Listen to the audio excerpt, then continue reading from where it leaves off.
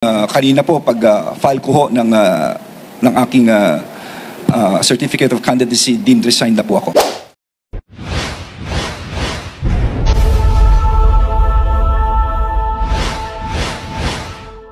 Yes. Magandang gabi na naman mga ka-Gym 5. Okay, araw na Monday ngayon. Yeah, Monday. Magandang gabi, no? Sana naman ay nasa maayos ang lahat nating mga kababayan. Kahit anuman, no? Ang ating mga dinaranas na mga pagsubok sa buhay, guys. Naku po, ngayong araw, wala na, umugong na, no? Umugong na yung usapin na pang politika. Last day, bukas, para sa filing ng certificate of candidacy sa mga posisyon na kung saan ay pinag-aagawan ng karamihan ng mga politiko, guys. Mula senador down to municipal councilors. Sana naman ay maging maayos at maging payapa ang darating na halalan ngayong 2025. Dahil kung magkakaroon man ng katahimikan at maganda yung takbo ng eleksyon, ito ay meron din namang direktang epekto sa taong bayan at sa ating mga negosyante na papasok sa ating pagsagay. Sana naman ay maging maayos ang lahat. Sana naman ay maging tahimik at mapayapa ang ating bayan itong darating na halalan. Alam naman natin, kahit sino ay may karapatan na tumakbo. Dahil karapatan naman ng bawat mamamayang Pilipino na pagpapapili at iboto ng mga taong bayan. At sana may mananaig yung mga katao na pagtakbo at makatao na pagpili, guys. Alam natin, no? Mayroong mga investigasyon na nandyan ngayon sa Kongreso at ilang mga accomplishments ng ating gobyerno, lalo-lalo na sa national government, ay nailathalat na napapakinggan ng karamihan. Okay, ngayon guys, ito, no? Mayroong isang personalidad na kung saan noon pa, may kutob na ang taong bayan. Ako, mayroon akong kutob na dahil mayroon itong karanasan sa politika, iyon na nga, no? Hindi tayo nagkakamali. Nag-file bilang senator. Tumatakbo bilang senador itong si DILG Secretary Benjamin Binhor Abalos, ang DILG Secretary, guys. So, sa ngayon ay nagpa-file na siya. Ito na ngayong sinasabi natin na noon pa man sabi ko, baka darating ang araw na itong si Abalos na ito ay tatakbo. Papasok ito sa politika, papasok ito sa Senado. Gaya ng ibang mga personalidad na kung saan ay patapos umuubong yung pangalan, nakagawa ng pang good shot na hakbang para sa taong bayan, ay tatakbo ito. Diba? Maraming tumatakbo. Alam, si Senator Bato de la Rosa, former PNP chief, si Albayalde, diba? Mukhang tumakbo rin. Ngayon ito, pakikinggan natin yung press conference, yung press con para kay DILG Secretary Binhor Abalos, guys. At ito, yung kanyang mga sagot sa tanong ng media.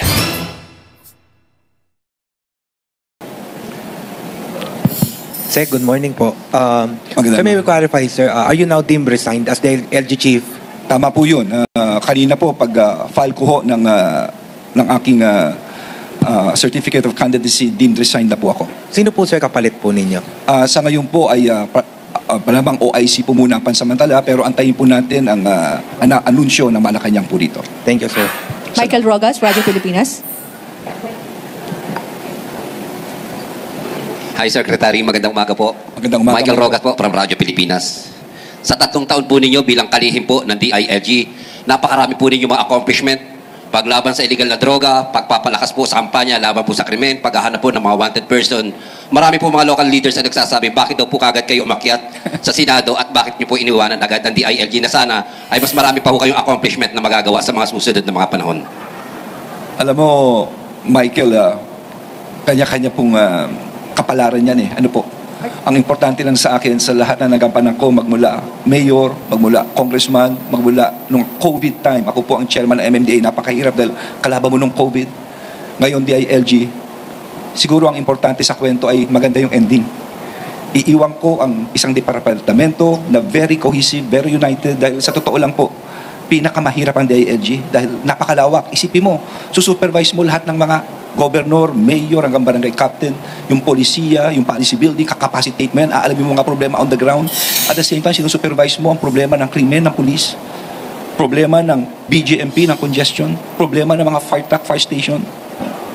Pagkatapos, meron ka pang Commission on Women, on Youth, on Muslim Affairs, meron ka pang Local Government Academy, meron ka pang Public Safety College, ikaw pa chairman na Polcom. So, you have to wear so many hats. May mga araw na hindi na ako nakakatulog. No? Pero, at least, I would like to say, baka maubos naman ang oras ko, all of these departments, no, high moral po sila. They're very cohesive right now. At kung sino mapapalit sa akin, siguro yun ang maganda sa ending ng istorya. No? Maganda at united po. At makikita nyo naman ang performance nila bawat isa. Sir, during your time as mayor po ng Mandaluyong, binansagan po ang Mandaluyong City bilang Tiger City sa buong bansa dahil sa mabilis na pag-unlad po, pagdami ng mga negosyo sa inyo pong lungsod. Paano po ninyo ito magagawa? Kasakaling kayo po ay maging senador na, paano po ninyo ito magagawa para po sa ating bansa? Well, number one, no, yun po ay inawardan sa akin ni Secretary Mar Rojas. Ito'y second most economically vibrant. Kaya kami tinawag na economic tiger of the Philippines, Tiger City. At hindi lamang yun, Michael. Kami lang ang kauna-unahan na lahat ng release ng tren. Binili po namin ito. At ngayon, yung mga dating informal settlers o quote-unquote sinasabi na squatter, ngayon landowners na. No? Inubos po namin yan at pabahay namin, sariling pera po namin ang ginamit namin. Pabahay po ito ng lungsod na Mandaluyong. Yun ang inuna namin. At yun ang dadalhin natin dito sa Senado. Marami tayong tatalakayin. Number one, kuryente. Alam natin mahirap ang kuryente. Tayo ang pangalawa isa sa pinakamahal sa buong ASEAN. Tingnan natin, bakit nagkakaganon? Yung bang mga VAT, yung ating mga grid, no? In fact, sa isang hearing, sinasabi ito ni Kusi noong 2021 sa Senate hearing. Meron tayong excess na 2,543 megawatt, no, na power sa Visayas at Mindanao na pwedeng i-augment sa Luzon. Pero ano nangyari? Hindi nadala because yung transmission line kulang. Hindi ba? Isipin mo kung bumaba ang kuryente mo. This will mean dadami manufacturing, dadami po ang trabaho. At pangalawa, siguro tignan din natin ang agrikultura. Ang ating mga farmers. Ito'y gusto kong tutukan. Magandang ginagawa ng ating mahal na Pangulo, si Sakiko, no? Unang-una na magsasaka. Magpa 5-6 yan, uutang yan, sigurado. Siguro, importante tulungan natin yung ginagawa nilang ngayon, gagawin nilang 2%, tingin ko maganda yan. Institutionalize na natin para mawala sa lahat sa magsasaka. Incentivize natin ang mga lupang agrikultura dahil baka mag-convert sila. Kung kailangan babaan mo realty tax, babaan mo. No? This is the kind of things na kinakailangan natin. It is what is called that's food sustainability. No? So yun, malapit sa sikmura, pagkain, kuryente, at higit sa lahat. Kung saan ako ngayon ang DILG governance. Ano ito? Yung Local Government Code 1991 pa yan. Yan ang Biblia ng lahat ng mga ng istruktura ng gobyerno. Pero luma na, nakikita natin depekto. Nakalagay dito ang barangay, papagawa ng barangay road. Hindi na po pwede yun. Yung polisiya sa agriculture, din-evolve natin, effective ba ito o hindi. Sa kalusugan, sinasabi rito, lahat ng probinsya kailangan may tertiary hospital. Sabi ng code. Pero hindi lahat pinanganak na mayaman. May mga probinsyang mahihirap. Hindi nila kaya ito. Dapat pasukan ito ng national government. So yun, aside from the fact na of course, ang ating criminal code is already outdated. Being a lawyer myself, tayo lang yata ang may batas na dischero. Dischero is basta ano ka sa adultery, hindi ka makakapasok within a certain area. Maski sa Spain, wala nang dischero no? So, maraming pwedeng gawin sa Senado. Mon Galvez, TV5. Sec, magandang umaga po. Mon Gualvez from TV5. Yeah. Sir, given those somehow accomplishments you had at saka mga nagawa po from local government, how are you preparing as well sa pagharap po sa mga bashers or sabihin natin sa social media? How are you ready to face those at least masabi ko yung mga accomplishments that you had given na sa top 12 pumapasok ko kayo sa ilang survey pero nasa bottom? Well, ako'y naniniwala na unang-una bago bumuka po ako, no? Ang aking first time na may abalos na papasok po sa politika. Given yan Pero naniniwala naman ako mapanuri ang ating mga botante. No? So I'm offering myself dito po sa nagawa ko nung ako'y mayor, nung ako'y DILG, nung ako'y MMDA. Mahirap din yun, COVID yun. And you have to unite at naging template nung araw ay ang Metro Manila. Bashers, wala akong problema sa bashers. Basta alam mo sa puso mong tama ginagawa mo. Kung lahat ng bashers sa asikasuhin mo, hindi mo mapupuntahan ang pupuntahan mo. No? As long as alam mong tama ito, no? Let's do what is right. No? And of course, natural lang kritisismo. Pakinggan mo naman ito. Tignan mo, baka tama naman sila. I-research mo. At kung tama naman ito, i-correct mo yung dapat mong gawin. Pero yung nang babash lamang, kasi yung term na bashers, binabash ka lang for no reason at all. Pabayaan mo na. Pabayaan mo na sila. Kung lahat ng kumakahol sa kanto, titigilan mo, hindi mo mapupuntahan ang pupuntahan mo. Ang dami kong pinagdaanan na ganyan. Ayan, antabayan natin guys kung ano yung maging epekto nito. Antabayan na natin kung sino yung papalit sa kanya bilang sekretary ng DILG kasi malamang ito ay merong acting, no? Ay papalit muna sa kanya.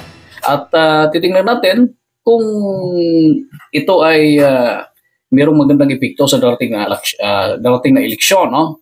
Kung ang taong bayan ay talagang para sa kanya, talagang para sa kanya kung siya ang pipiliin, no? Alam naman rin natin kung ano yung mga ginagawa bilang sekretary ng DILG nung kasagsagan ng pandemic. Ito siya balos na yun.